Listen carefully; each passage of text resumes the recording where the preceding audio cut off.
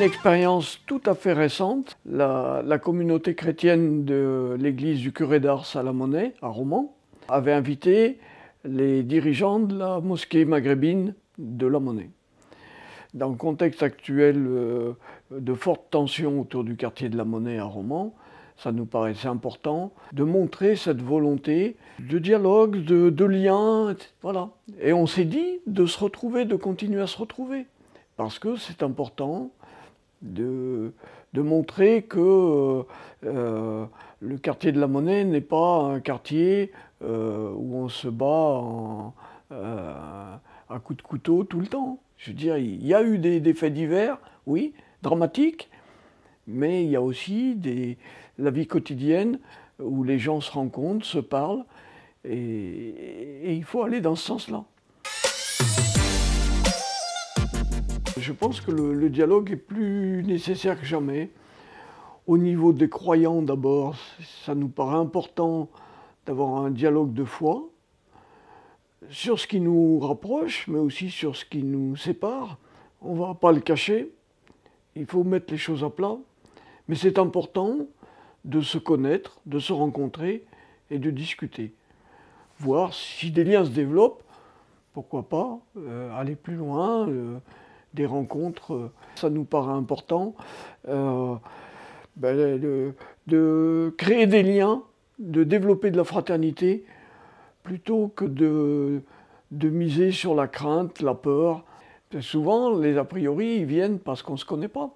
Et donc c'est important que les uns ou les autres découvrent les richesses de l'autre religion. Alors c'est clair qu'on n'a pas la même perception de Dieu. Voilà. On partage ce qui nous rassemble, mais aussi ce qui nous sépare. C'est vrai que quand on parle de la résurrection de Jésus-Christ, les musulmans, ils sont à 100 lieues de tout ça, c'est vrai. Notre richesse est dans ce débat, dans ces rencontres. C'est comme dans notre Église catholique. On a des tendances différentes chez les musulmans, et il y en a qui sont moins ouverts au dialogue que d'autres. Mais ceux avec qui on avance, ceux qu'on rencontre, sont ouverts à une volonté de fraternité, à une envie de relation dans la paix, dans la tranquillité. On peut avancer à la fois sur le terrain, on va dire, sociétal, et puis à la fois sur le terrain de la foi. Le dialogue islamo-chrétien dans la Drôme, ça commence avec le père Roger Michel, qui a vécu en Algérie. Quand il est nommé par son ordre à Valence, on lui demande de développer des liens islamo-chrétiens. C'est lui qui démarre les rencontres d'Egbel après l'assassinat des moines de Tibérine. Le monastère de Tibérine est une émanation de l'abbaye d'Egbel. Egbel est restée la maison mère de Tibérine en fait. Après l'assassinat des moines, Roger Michel, avec la communauté monastique d'Egbel, se disent qu'il faut perpétuer le dialogue. La rencontre d'Egbel, ce n'est pas la mémoire de leur assassinat, c'est la mémoire de leur volonté de dialogue avec les musulmans. Ça fait quelques années qu'on prépare la rencontre d'Egbel avec des musulmans.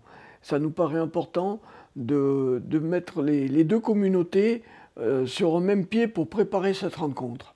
Les musulmans ont des groupes de jeunes très constitués, que ce soit de Valence ou de Montélimar. Il y a des groupes de jeunes qui viennent participer à ces rencontres. Et pour nous, ça a été un défi de se dire il faut que les catholiques aussi viennent avec des jeunes. On essaye chaque année de faire en sorte que des jeunes catholiques soient présents. Il y a des liens qui se créent et c'est intéressant parce que on voit les jeunes au début qui ne se connaissent pas bien, ils ont les phénomènes de groupe, hein, et puis petit à petit les liens se créent et on les voit s'échanger leur numéro de téléphone. D'abord à midi, ils ont peut-être mangé ensemble aussi, et puis à la fin de la journée, ils deviennent copains. C'est important de leur montrer que la connaissance de l'autre ouvre à des richesses.